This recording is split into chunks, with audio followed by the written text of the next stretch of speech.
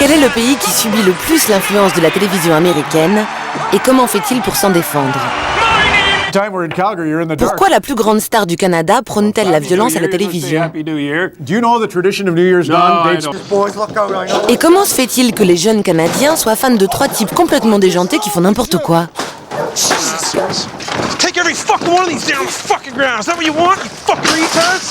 La télévision des Canadiens anglophones, c'est maintenant.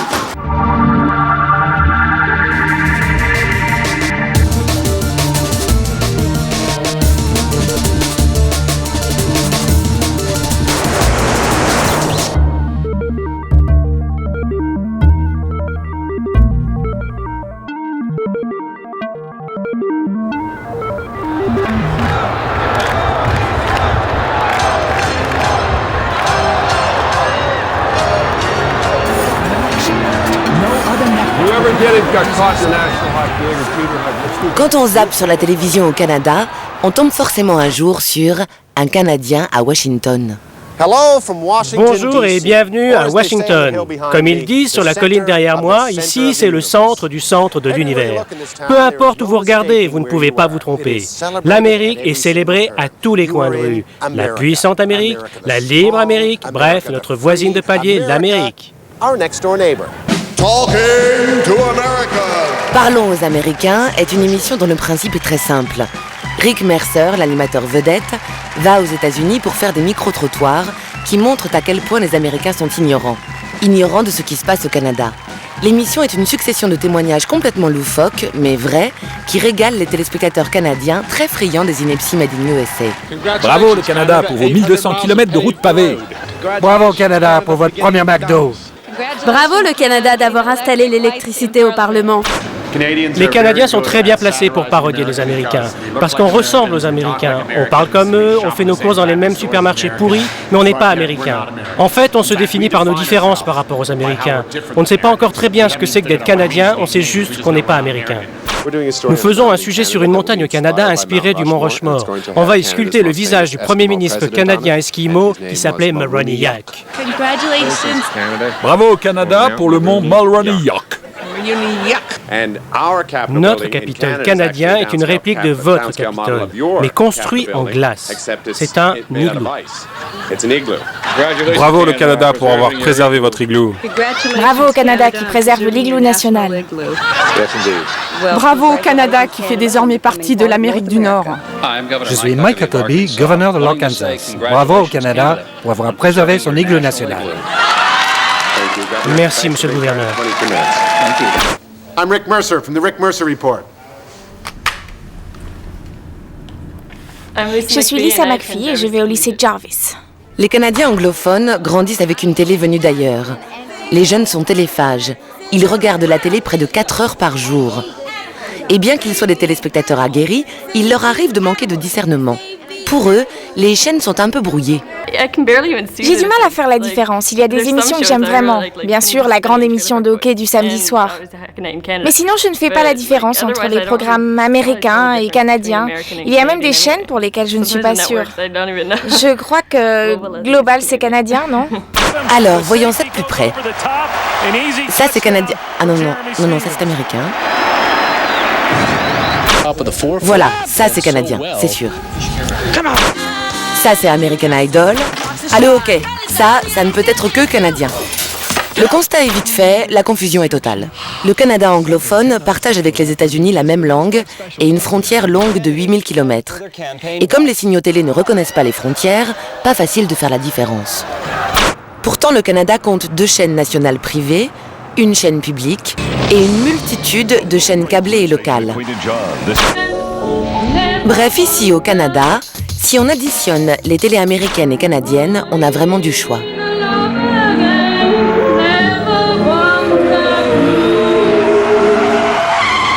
Moses Znaimer est un acteur privilégié du paysage audiovisuel canadien. Activiste des médias, électron libre, il a été à l'origine de la première chaîne locale privée de Toronto. C'est un observateur averti des médias nord-américains. La télévision au Canada n'est apparue qu'en 1952. Et à cette époque, depuis 1947-48, la télévision américaine, cet ogre très séduisant, s'était déjà emparé des foyers canadiens. Ils avaient tous leurs antennes tournées vers le voisin du Sud. Au début des années 50, on était devant un fait accompli. En fait, juste après la guerre, les États-Unis ont pris une longueur d'avance en matière de télévision, sans aucune difficulté, car toutes les grandes villes canadiennes sont à portée de fusil, à portée d'antenne de la frontière américaine.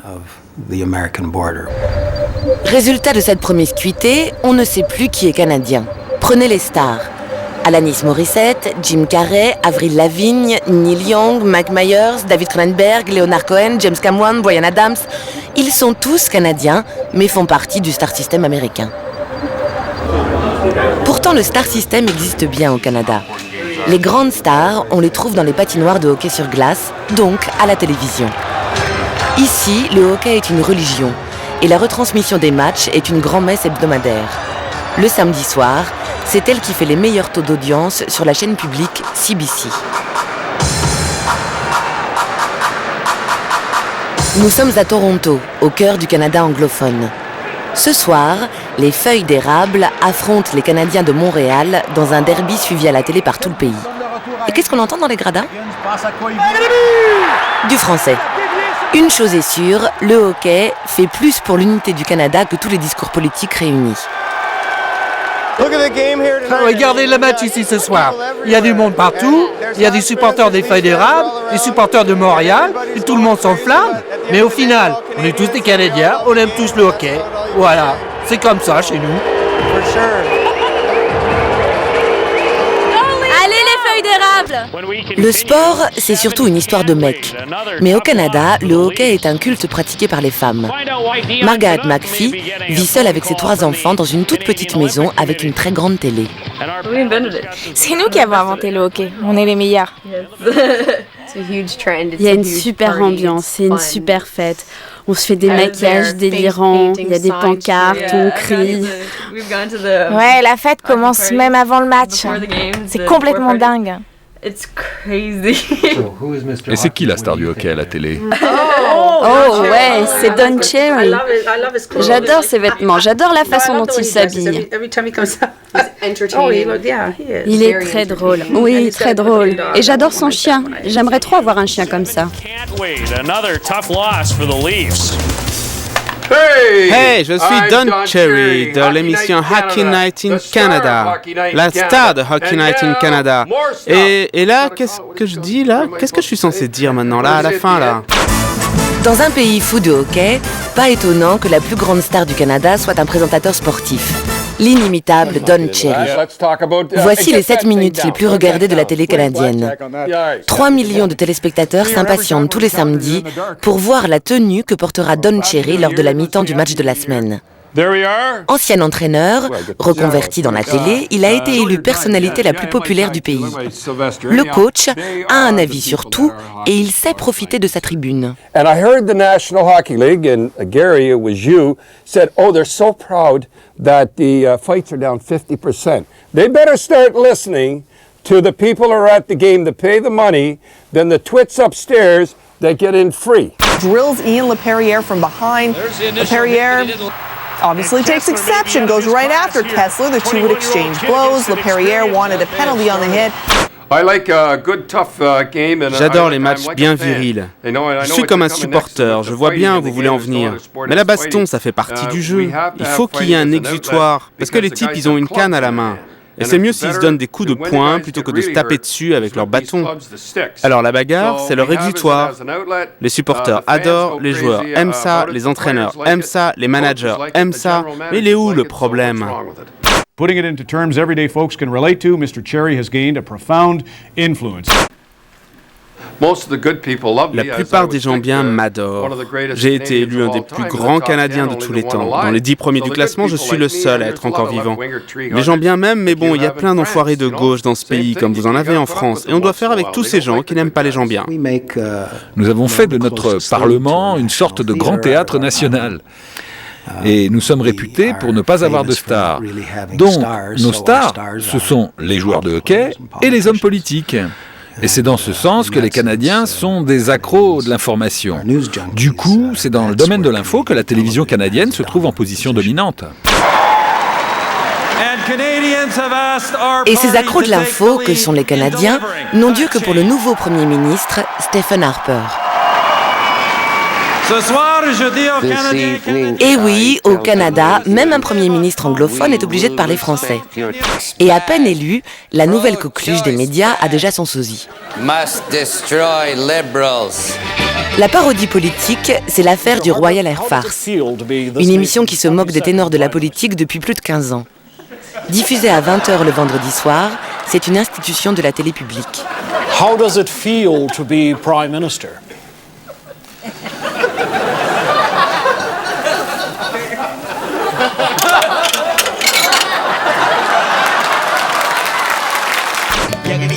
Le succès vient du fait que les Canadiens sont doués pour l'autodérision. Ils savent rire d'eux-mêmes et des autres.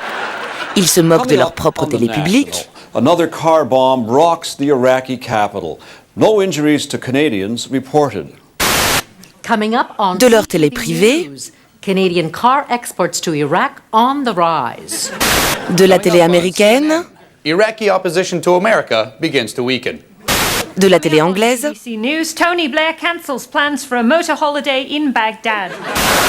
Et c'est là qu'on voit que les Canadiens ont refusé de suivre les Américains dans la guerre en Irak. Iraqis celebrate American liberation with festive fireworks display. La multiplication des chaînes canadiennes est un phénomène qui date des années 70.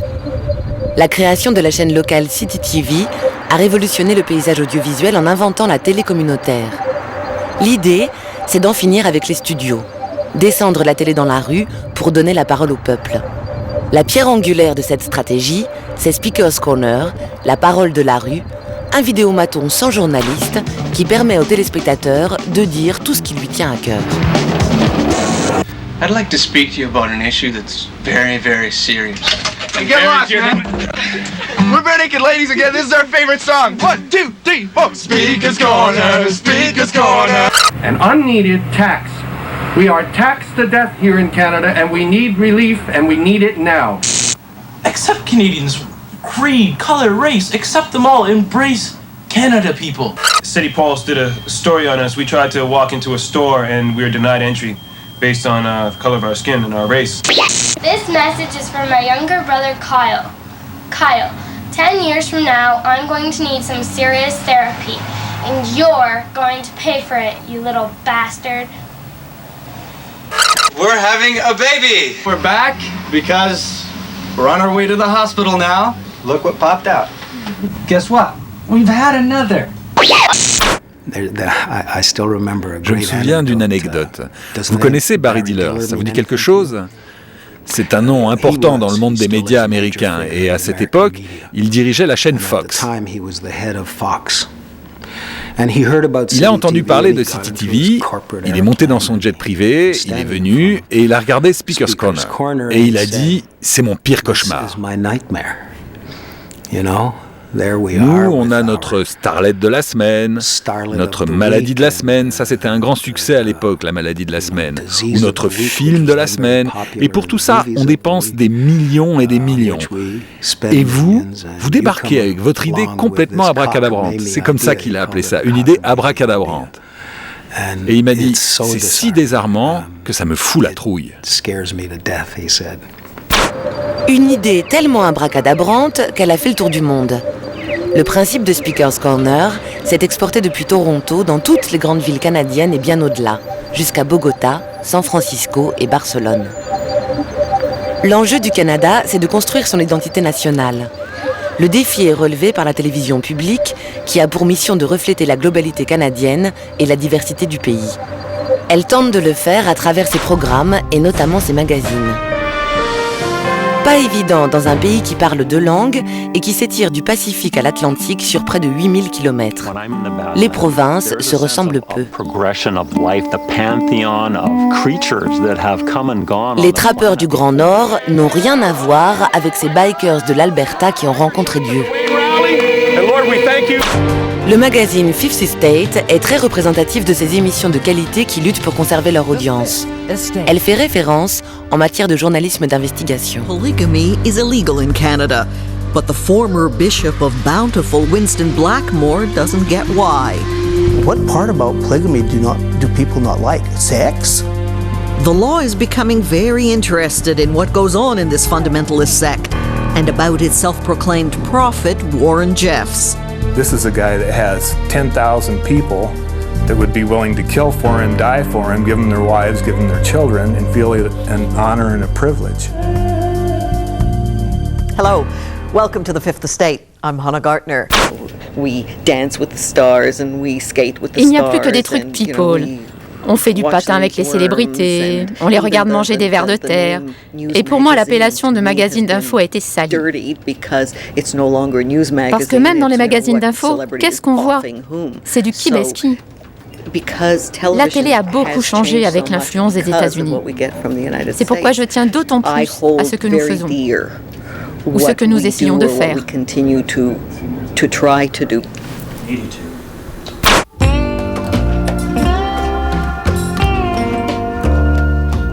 Même si l'audience est très dispersée, les Canadiens finissent toujours par se retrouver tôt ou tard dans leur télé publique. Cette dernière réserve un espace à la création, et notamment aux films d'animation d'avant-garde. Celui-ci, Ryan, est un petit chef-d'œuvre qui mélange documentaire et images de synthèse, un genre inédit. Hello, Ryan. Hello, Christopher. Like me, Ryan is a filmmaker. Ce film est produit par l'Office national du film canadien, un organisme de service public qui défend la création. Il vient de recevoir l'Oscar de la meilleure animation à Hollywood. Une petite fierté pour les Canadiens qui ont démontré qu'ils pouvaient se mesurer à des géants américains comme Disney ou DreamWorks.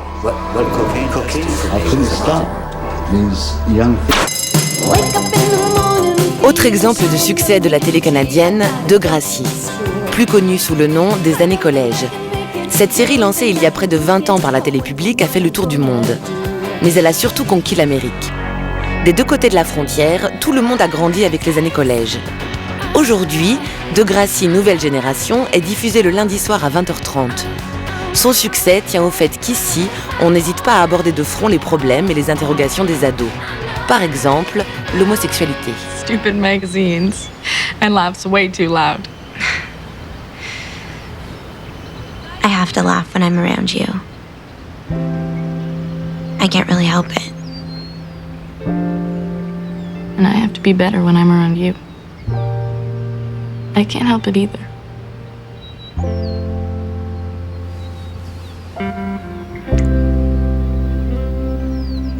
Aux États-Unis, certains épisodes ont été censurés. Nous avons traité des relations homosexuelles, de la mutilation, de la fellation, des maladies sexuellement transmissibles. Mais le sujet qui a vraiment posé problème aux États-Unis, c'est l'avortement. Je suis Alicia 16 et je vais au lycée Gervis. Je suis Myriam McDonald, je joue le rôle d'Emma. J'aime Degrassi parce qu'on peut vraiment s'identifier. Ils sont au lycée, je suis une lycéenne, ils passent par des phases qu'on connaît en tant qu'ados, mais nous, on n'en parlerait sans doute pas ouvertement. Parfois, quand on lit le scénario, on est choqué. Parce qu'ils abordent les sujets sans détour. Comme dans cet épisode où mon personnage attrape une maladie sexuellement transmissible. J'ai lu ça et je suis restée bouche bée. Je me suis dit, et si mes amis le voient? Et si ma grand-mère le voit parce qu'elle regarde la série? Ma mère m'a dit, si un jour tu te retrouves dans cette situation, surtout n'aie pas peur, viens m'en parler. N'aie surtout pas peur que je te rejette ou que je t'engueule. Le lundi soir à la télé, juste après Degrassi Nouvelle Génération, on passe du Canada des ados au Canada des pecnos. Corner Gas est la série canadienne la plus regardée dans le pays. Ces taux d'audience n'ont rien à envier aux plus grosses productions américaines. Et pourtant ici, pas de youpi, pas de citadins branchés, pas de millionnaires, pas de starlettes, pas de showbiz, non. Rien que des gens très ordinaires. L'action se déroule dans une station-service perdue dans un trou au fin fond du Saskatchewan. Mais au fait, c'est où le Saskatchewan? Si vous prenez le Canada, eh bien ma ville natale est là. Allez, prenez vos cartes, faites tourner vos globes. Tout le monde sait retrouver le Canada sur une carte. Et juste là, en plein milieu du Canada, il y a cette région plate, le Saskatchewan, où il n'y a rien d'autre à faire qu'être fermier et jouer au hockey. Et c'est ce qu'on fait. What's with the new symbols? Well, I wouldn't call them new. These are the ancient Roman symbols for male and female. Ah, we had a lot of ancient Romans stopping by lately? Brand, they lend an air of sophistication to the place. They're classy. Not so classy when a farmer wets his pants because he can't figure out which can to use. Everybody knows what these mean. I don't think so. I think people are going to say, hey, am I a fat guy shooting arrows or a fat guy fighting vampires? Fighting vampires? Yeah, the cross there. You're not giving people enough credit. They're going to figure this out. Brent, what have you done with the washroom in there? It's beautiful. Hank is not a good example.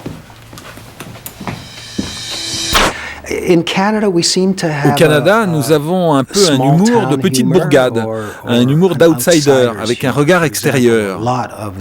Par exemple, une grande partie de nos humoristes viennent de Terre-Neuve. Et quand on y pense, c'est assez logique. Terre-Neuve est la dernière province à avoir rejoint la Confédération canadienne en 1948. Ils sont là-bas au large à une demi-heure du reste du pays et ils ont un regard extérieur. Et bien sûr, la meilleure comédie vient toujours de l'extérieur.